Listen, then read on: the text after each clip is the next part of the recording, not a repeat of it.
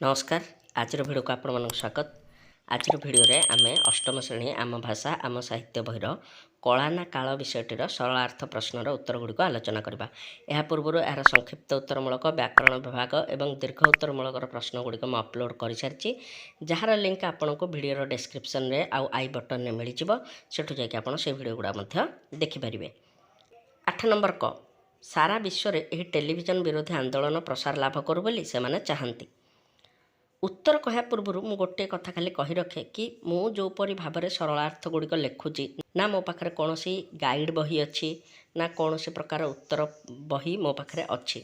मु जो बहीटी मो पाखे अच्छी से बहीटी विषयटी को पढ़ी तार सारमर्म आधार में मु उत्तर गुड़िक लिखुची।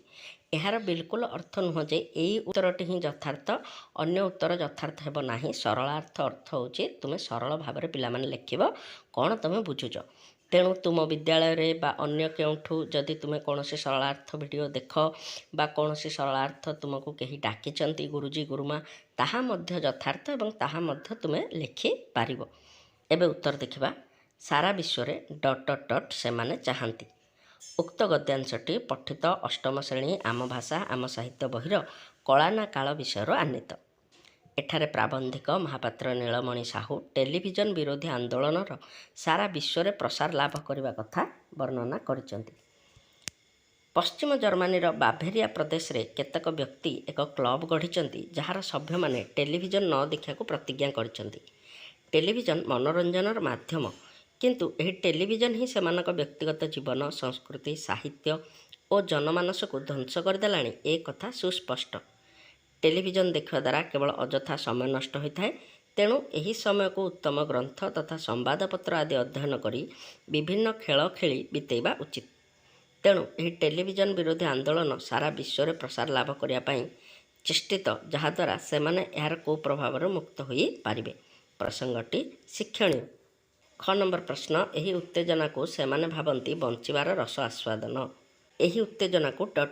आस्वादन। संक्षिप्त गद्यांशटी अष्टम श्रेणी साहित्य बहिर कला ना काल विषय उद्धृत। एठारे प्राबंधिक महापात्र नीलमणि साहू पाश्चात्य देशमानंकर टेलीविजन कार्यक्रम परिवेषण उत्तेजना को किपरि सेठाकार दर्शक बंचिबार स्वाद भावुथिले ताहा वर्णना करछंती।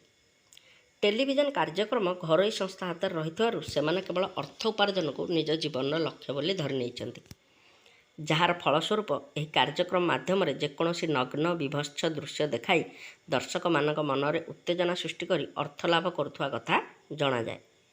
यौन संभोग और हत्याकांड तथा विकृत मस्तिष्क प्रसूत अजब उद्भट कांड कारखाना को पाथेय करी दर्शकों मनरे सृष्टि करांती उत्तेजना, जार बशवर्ती हुई सेमाने याको बंचिबार रस आस्वादन भावती, जहाँकि अत्यंत चिंताजनक। प्रसंगटी युक्तिमूलक। ग नंबर प्रश्न, क्षमता लोभी और धनलोभी मानक हाथ में देशर जीवन संस्कृति सभ्यता और एक कथार जातीय आत्मा पड़गलाणी। उक्त गद्यांशटी पठित आम भाषा आम साहित्य बहिर कला ना काल शीर्षक प्रबंधर गृहीत।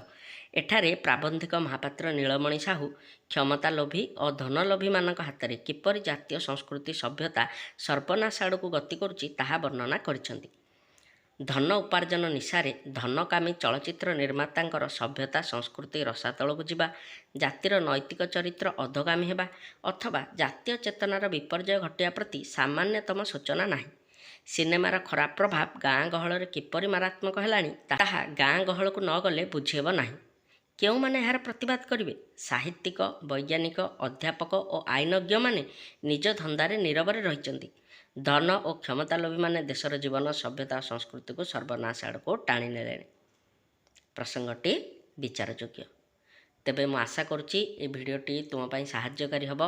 भिडियोटी मु खूब तरतर होई करुच्ची कहीं केते जन पिला कमेंट करथिले कि सार जल्दी ए भिडियोटी अपलोड करंतु।